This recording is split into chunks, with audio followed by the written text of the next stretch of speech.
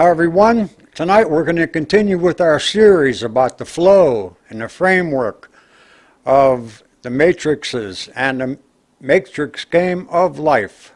I'll be back with you after this word. Hello, and welcome to the Matrix Game of Life. It is the generosity of viewers like you that makes this channel possible. If you find the information provided as being beneficial, please send a thank you gift. It will be much appreciated. A PayPal link can be found in the description section of all videos. May your Matrix experience be one of health and of prosperity. Once again, welcome back. We started talking about what happens to the players, the male aspect and the female aspect, each of which has their own individual game to play. You would think that since you're sharing a biological machine body together, that one player might have the capacity to drag another one down. And that is not accurate. Actually, one of the two soulmates can actually help raise their counterpart up a little bit. Not a whole lot, but eventually, when we start talking about inner alchemy and exactly what that is, you'll see how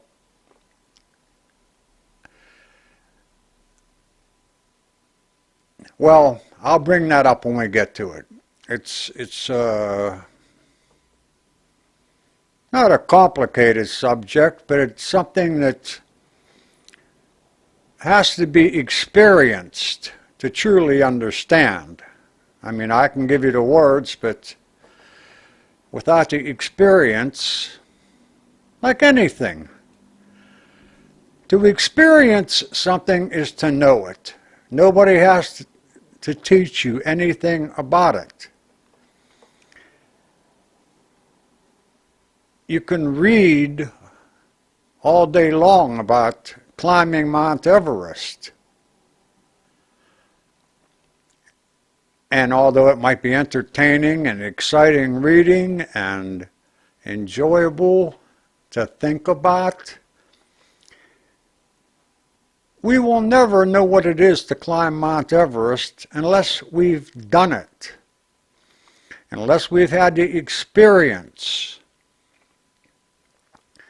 Now that simple principle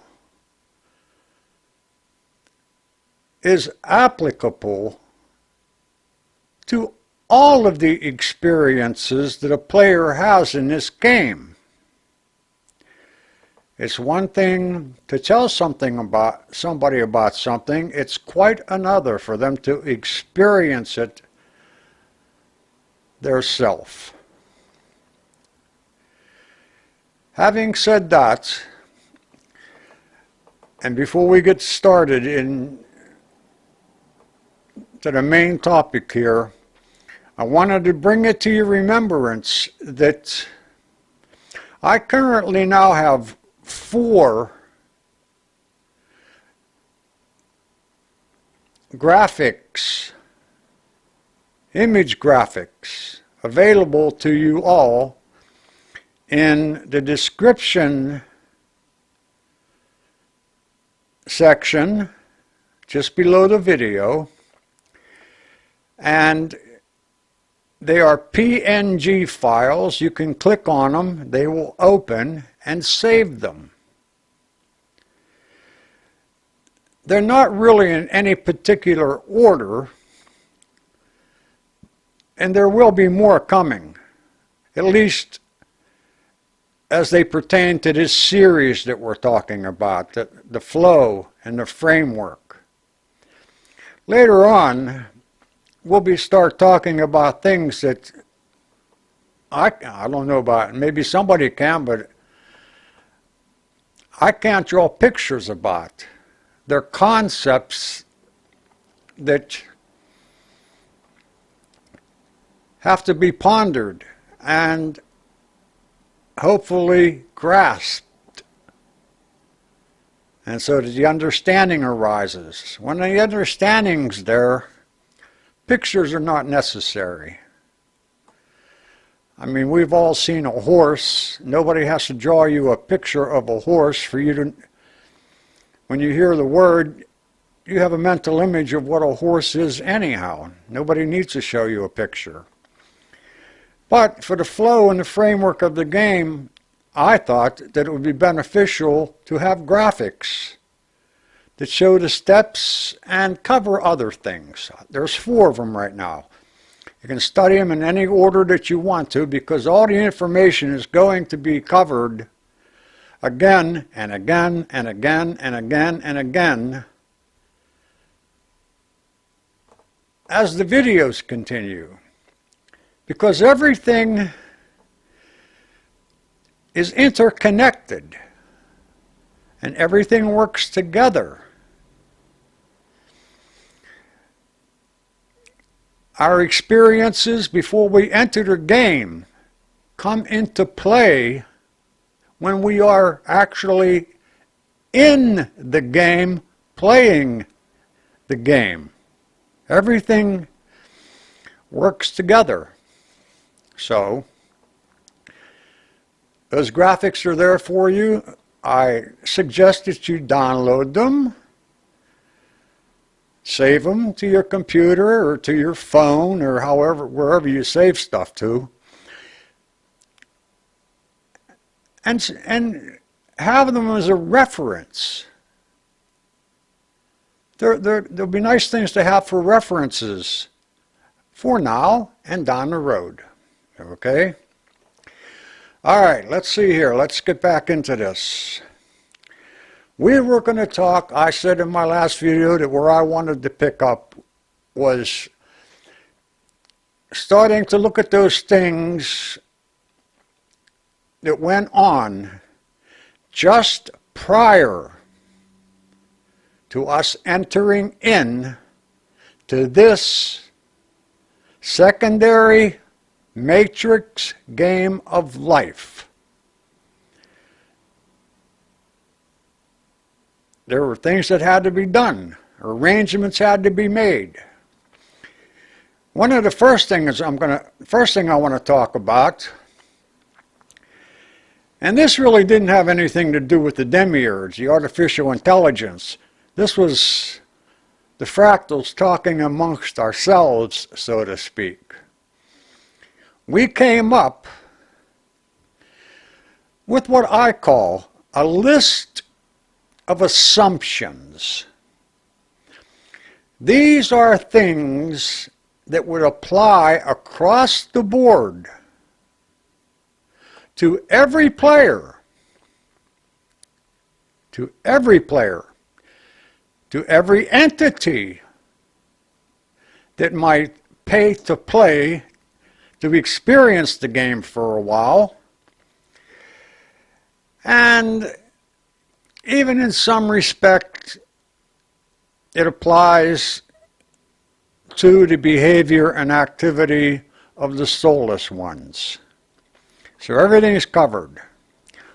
We call these assumptions. These were agreements that we made amongst ourselves about events and perceptions that were going to be common to us all. And I drew up a graphic that lightly explains this for your reference point. And in the graphic, I have, for example, now these are agreed upon pre-game assumptions. And on the graphic I wrote, that the programmed view of the universe would appear the same to everybody, to all players, to the entities, and if soulless ones have perception, that's questionable, we'll throw them in there too. So the universe that we all see, it appears the same to everybody. Now, it does change a little bit, you know, like depending upon what continent. Oh, my camera went out of focus there. Depending upon what continent you live, what time of day it is, the seasons, the night sky might look a little bit different to all of us, but that's a given. Okay? It's a given. Everything has wiggle room, a little bit. Let's see here. The second thing was that the game board,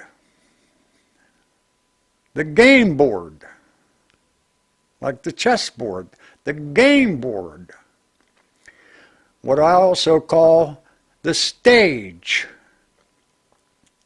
that we act,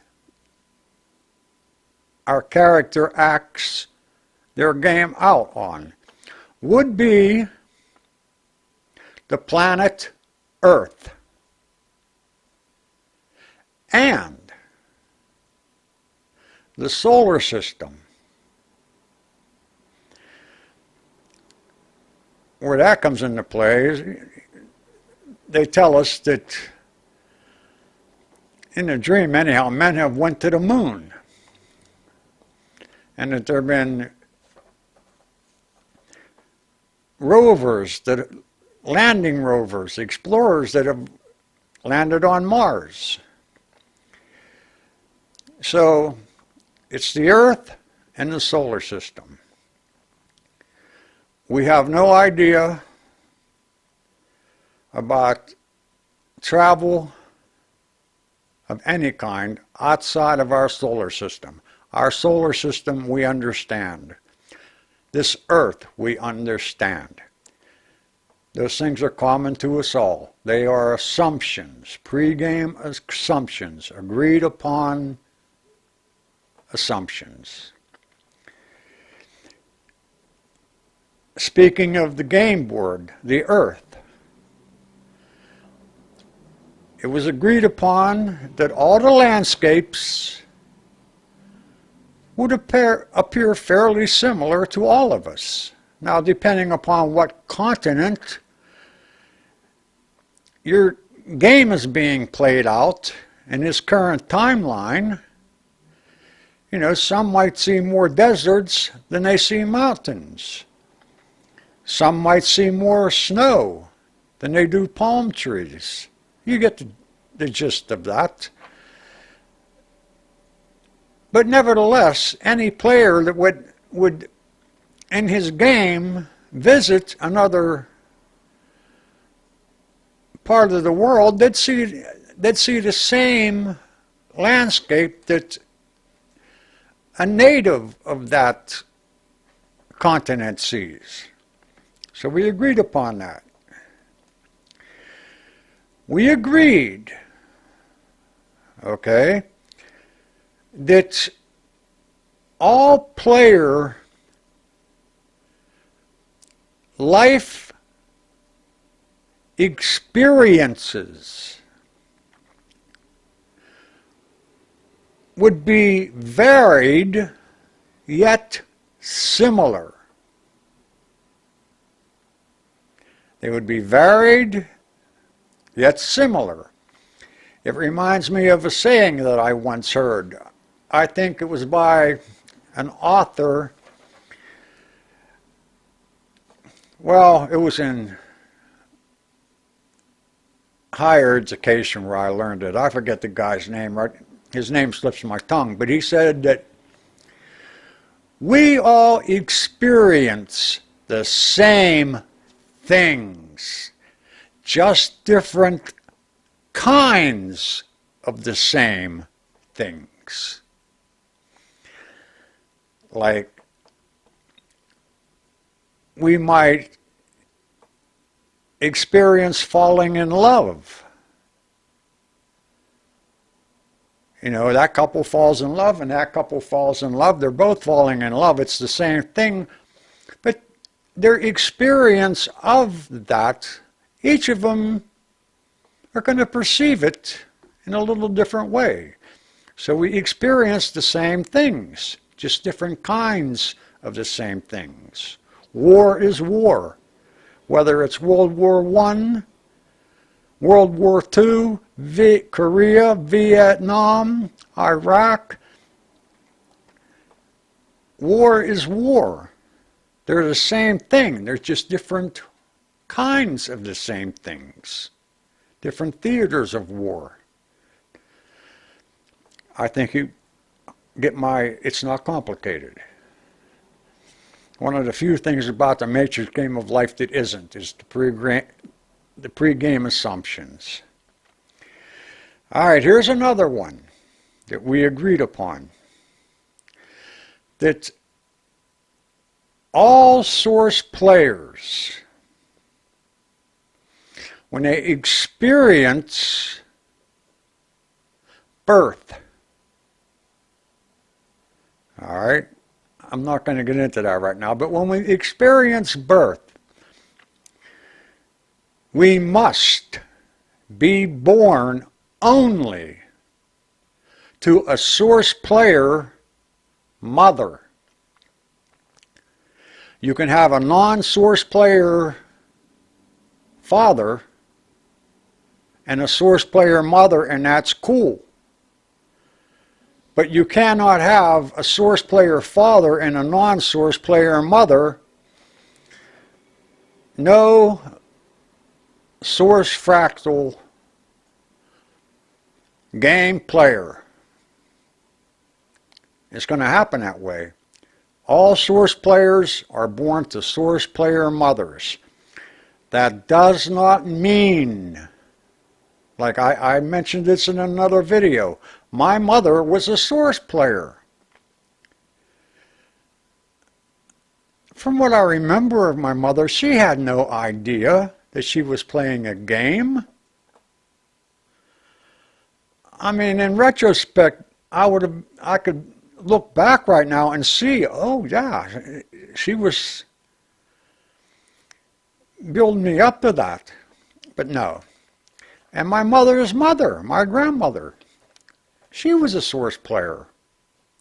And that goes all the way back to the beginning of the games. In fact, I'll just throw something out here right now. When the game kicked off, before there were any players in the game, when the fractal was hooked up to the demiurge, his first experience of the game was as an adult. Now, that wouldn't have startled him at all because there were no babies yet. The very first players, you might have been among one, the very first players that came into this game came in as adults. And then the dreamed experience of having sex and getting pregnant and having babies, then it was kicked off. Just an interesting little point. So yeah, all source players are born to source player mothers. We also agreed that players, entities, you know, those extraterrestrials who pay to play to go to sleep, get hooked up to demiurge, go to sleep and experience the third density or actually it's the first density, it's the third dimension. They may have never experienced that.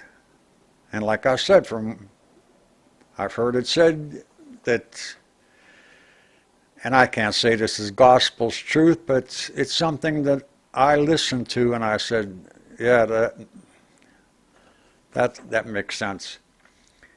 They thought we're very brave for coming into this game because the game is hard. It's very hard. Entities don't come in here for a lifetime, a timeline. They might stick around, in our time, maybe a couple years or so, and they're out of there. There's a lot of talk about star seeds, about how there's a lot of star seeds that have incarnated. Now, that might be so. Nevertheless,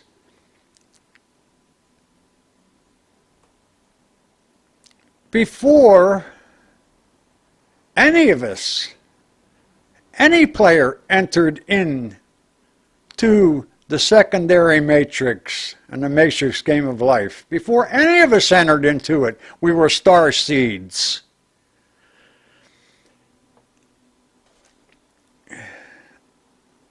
That goes back to the beginning of the universe. So that's really, but anyhow, so yeah, players, entities, and soulless ones would all appear, be perceived as looking human. All right? Well,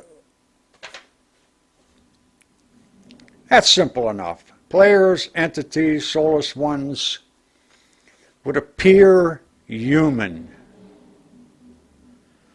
Okay, those were the basic agreed upon assumptions. Now, there were others. I'll mention a few here. I don't usually make notes, but I wrote these down when I made up the new graphic. We agreed that for all source players, entities, and soulless ones, if soulless ones have perception, that's a topic that has to be explored in depth. Because there are a lot of people who do not want to hear that there are human-looking beings walking around this earth that are soulless. That the only place that they really exist is in the data that's being fed in to the sleeping fractal playing the game. They're data.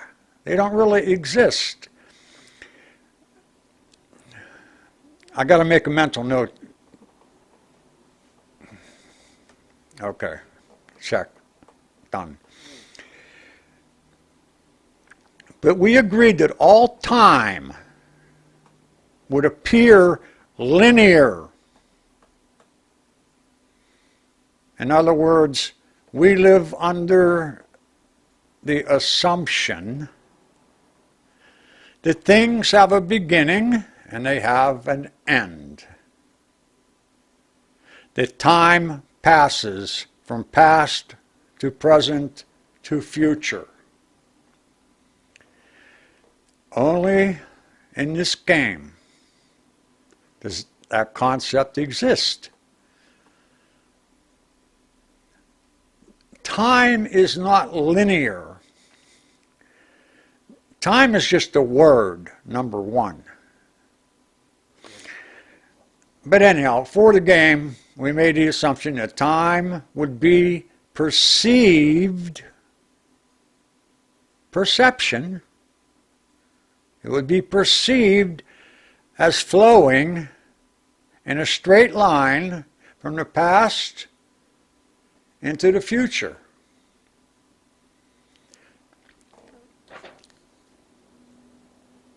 It's always now in reality. It can't be any other thing other than now. But in this game, we're deluded. This game is illusory. It's full of illusion. Full of it. That's why it's a game. All right, what else here? All right, we agreed that we would experience feeling bound, trapped, so to speak. We would feel as though we're stuck in a body.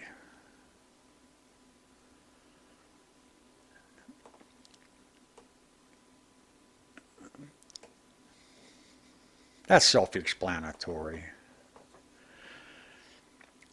All right, we also agreed that we would also perceive as being limited by time and space.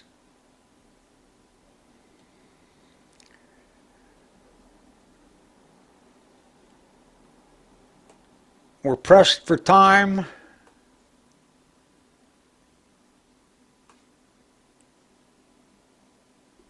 Hong Kong feels crowded.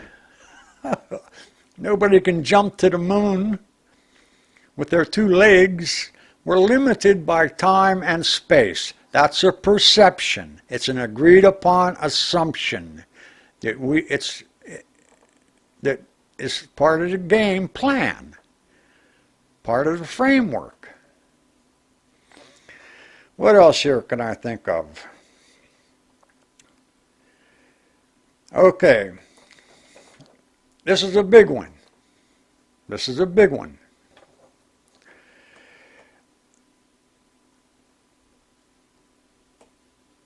Excuse me here, I gotta do something.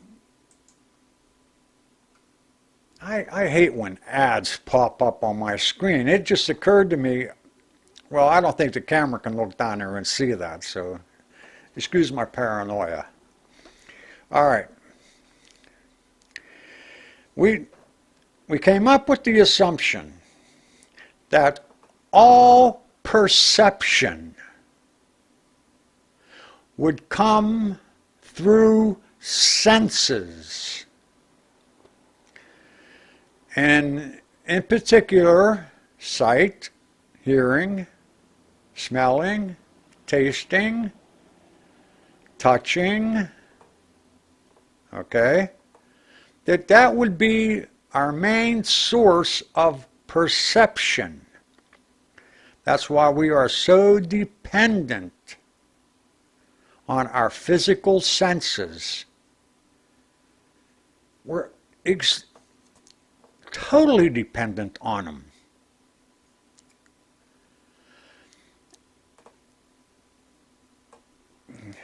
That's another story. Down the road, when we start getting in, where I start talking about things you can't draw pictures about, okay?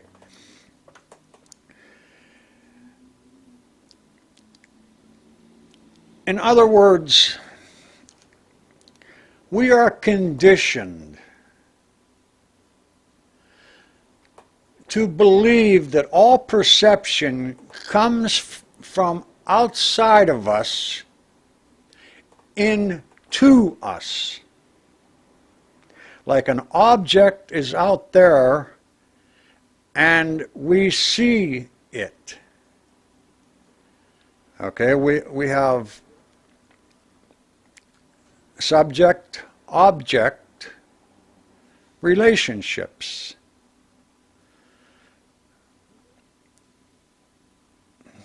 Same with sounds. Sounds come from without to in. Touch comes from, We have a sensation of touch. All of it's registered in the mind. It's the mind experiencing all of those things. It's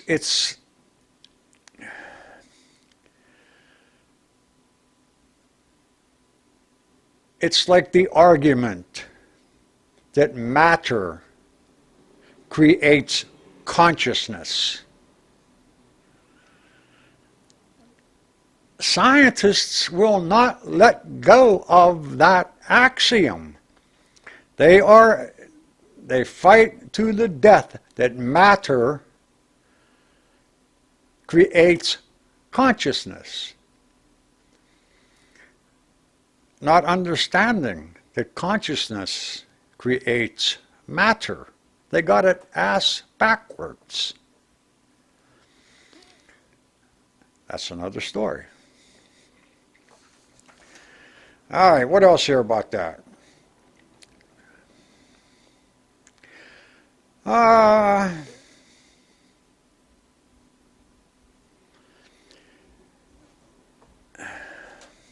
One other thing I'll mention about this being under the illusion of perception, of subject-object, and being limited by time and space, that the result of that is that we become conditioned.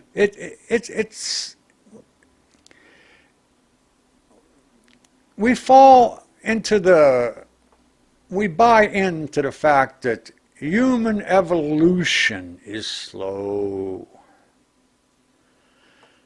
You know? That it took millions and millions and millions of years for the first organic molecule to morph into a one-celled protozoa and to this.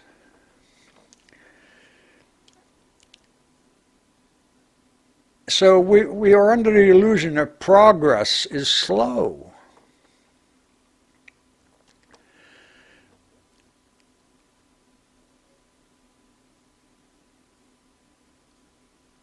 And I mentioned this before, but if you think about it, for all our technological progress over just the past 100 years,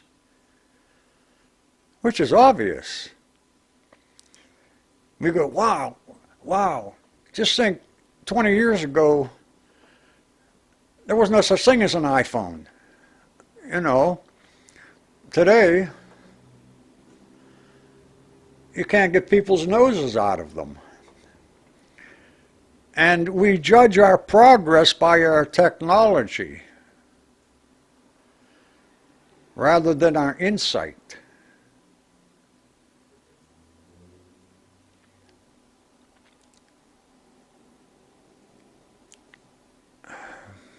I don't want to get all lovey-dovey, but technology, man isn't a whole lot different emotionally and psychologically than he was 2,000 years ago. We're still, an iPhone doesn't stop you from murdering somebody.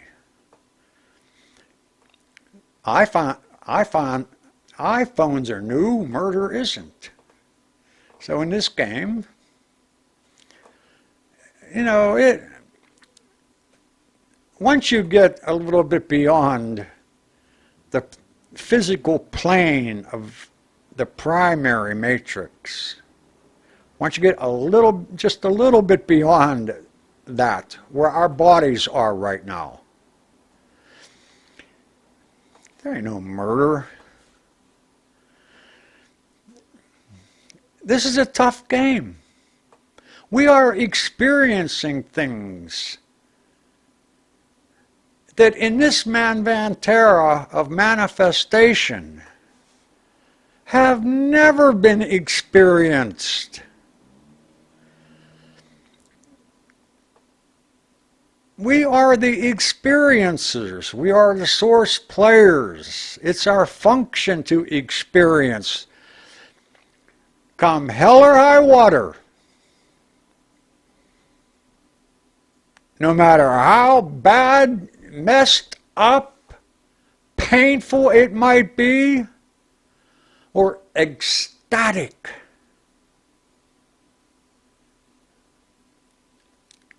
We want to experience it all. It really doesn't have any more purpose and meaning that goes any further than that. It's all about experiencing. And we're experiencing something right now that is painful and difficult, hard, aggravating. That's how we designed the game to be. And we really didn't have a good grasp of what pain and suffering and hardship and aggravation were. We are all selves of Source, and as such, we have access. We have access to eternal truth. We leaned on that, and we imagined. And I've often said, wow, we outdid ourselves, man. I don't think any of us had any idea that this game was going to be this difficult and go on this long, and so far there's only been one winner that I'm aware of. That's not to say that there aren't others. Where they are, I don't know. Who they were, I have no idea. I only know of one. One I am aware of. And I said, and that's the winner that I stumbled upon. Last thing in the world I was looking for was somebody telling me I'm playing a game that I designed and made pre-game assumptions about what it was going to be like when we got here. If you notice, the assumptions are pretty general. You know, they're not anything complicated. Right after, now all these pregame assumptions were made between us. Then we took the assumptions and we programmed the artificial intelligence to carry those assumptions out, to feed those things, that data, into our mind so that that's how we perceived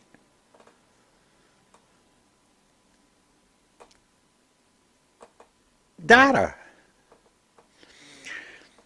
I've often said that none of this is real.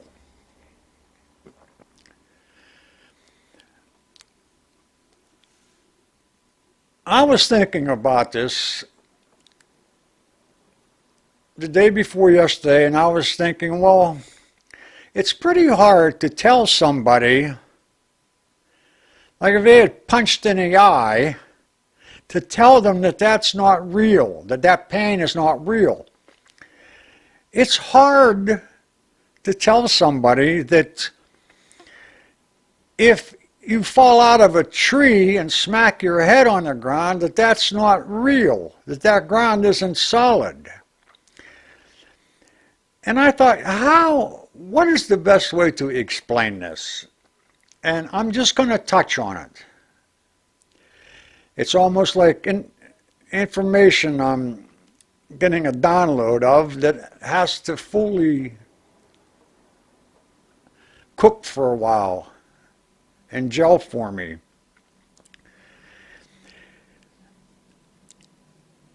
We are in the third dimension.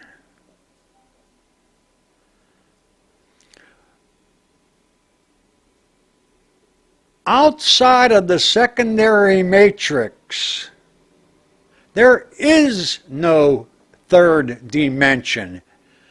Everything is higher than that. So when we created the secondary matrix, and remember, we created the secondary matrix especially for this game. Now, why did we need a matrix created to play a game? Outside of the secondary matrix,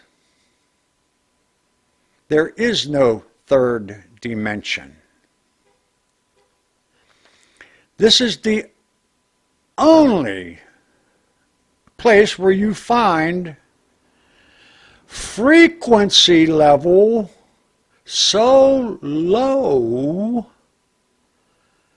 that we call it the third dimension. It is the most dense existence that there is. When we were sitting before this secondary matrix was created, before the game began, when we were in the planning stages, it was the idea to set up a matrix. Now what that means is frequency levels that exist nowhere else other than here.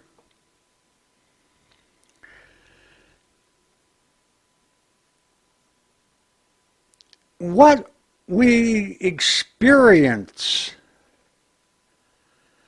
is difficult because the frequency is so low. It's a game. It's a game. It's not real. It's a real game, but it's not about eternal stuff. Everything here is perishable. It comes and it goes.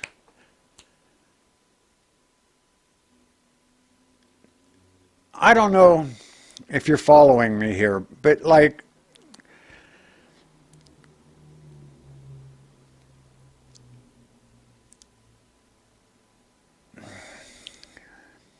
you have to use your imagination a little bit and start considering the word frequency and what that means.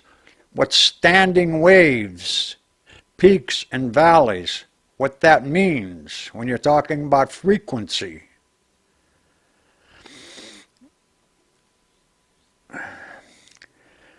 Well, frequency here is so low that the concept of birth and death is run-of-the-mill stuff. There is no birth and death outside of this secondary matrix and this matrix game of life. That's how low of a frequency we are experiencing. That shit like that is major on the menu.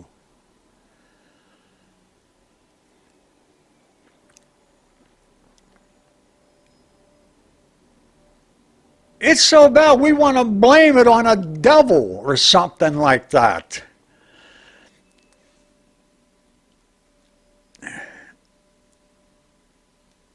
It's not real.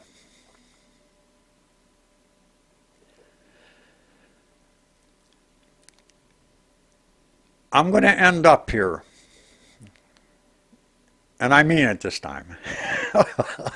I always say that and I never do. On YouTube, you can see all these different channels where they have relaxation music. music for everything. All of them different megahertz, different frequencies.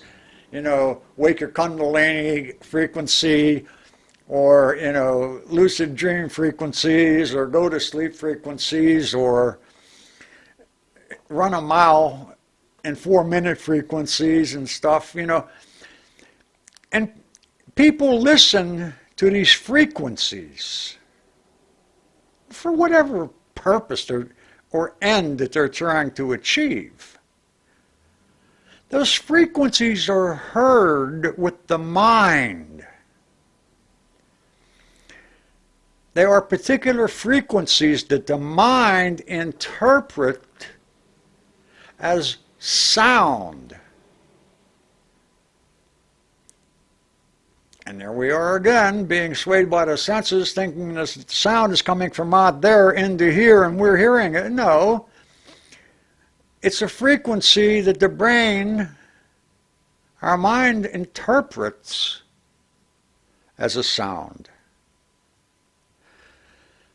What I'm getting at is that the same thing is at work here.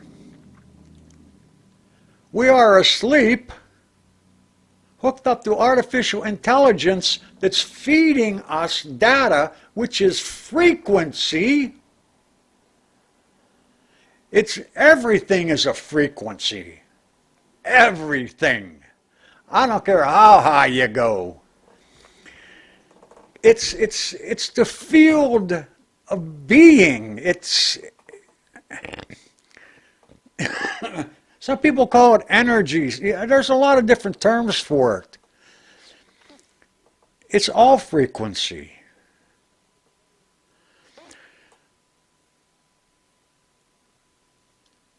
So is it any wonder that if people are listening in their headphones to frequencies that are supposed to have some sort of outward effect, why would it surprise anybody to consider that we are sleeping on the physical plane of the primary matrix, hooked up to artificial intelligence, is feeding us frequencies that we are perceiving as this? What are you looking at when you look at your television set? What are you really seeing? Where are you seeing it? Is it out there or is it in there? It's in there. That's where it's interpreted. So don't be surprised. It shouldn't surprise you at this point to hear the words, we are playing a game. We are dreaming. We are dreaming this game. We are being fed low, low, low frequency that's aggravating. And we're trying to get out of here. Raise your frequency. That's the trick. Your game gets better automatically. First rule, don't eat anything at one time at a heartbeat. If you don't want to adhere to that, suffer. It's your game. If you want to start busting out, there are rules. And I'm going to talk about that in part 4 of this series, which will probably be the last part of this series before we move on into more things that can't be drawn on a piece of paper. Okay? I'm going to introduce, I don't know if it was my last video or the video before that, where I used the word, and when I listened to my video after I had streamed it and recorded it and produced it on YouTube to see how it turned out, I said, wow, what a stupid, you used the wrong word, idiot. I want to talk about, okay, the biggest rule, don't eat anything that at one time had a heartbeat, just don't. Has nothing to do with loving animals or animals having souls or not having souls or none of that. I'll get into that more. The second, it's not a rule. It's not a steadfast rule. Not eating meat is required to raise your frequency. If you do not do that, your frequency will not rise. And if it does, for a couple minutes or an hour, you might get inspired, it's going to go right back down. There's a reason for that, which we'll get into. The second thing is not actually a rule. It's a fact. It has to do with what I called organisms, and I meant to say orgasm. Being addicted to orgasm. And you will be very surprised why the less orgasm you experience, the higher your frequency will go. Not all the things that we love are bad for us. Yeah, it's part of the game. But it does have repercussions outside of the game. In the bigger game, the primary matrix game. Everything's a game. It's all source.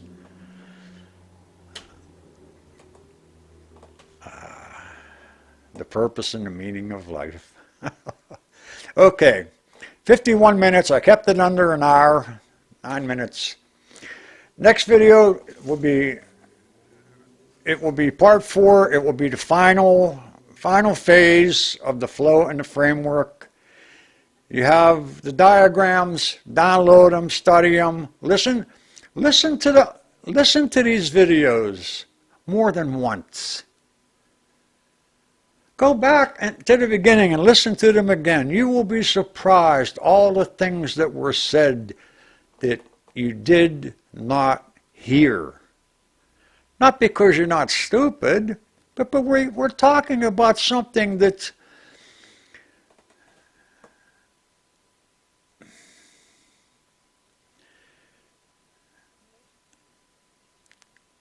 well,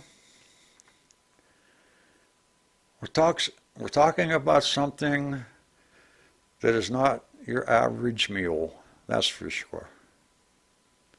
Okay, guys. Happy Thanksgiving to you. I'm making this on Thanksgiving Eve. For all you people out there that wonder about animals and do they have a soul and what's going to happen to them, and if you believe that animals have souls, well, why are you eating meat? Never mind. It has nothing to do, not eating meat has nothing to do with animals having souls. I've just been following a lot of conversation about animal souls. Animals do not have souls. They do not. They are like the soulless ones. They are computer programs running in your brain. They're here to evoke emotion out of you. Emotion powers your matrix. You know, I can't tell you how many times my goldfish has made me cry. Doesn't pay attention to me sometimes. No, never mind. All right, guys. Till we meet again, may your matrix experience be of health, wealth, and prosperity. Over and out.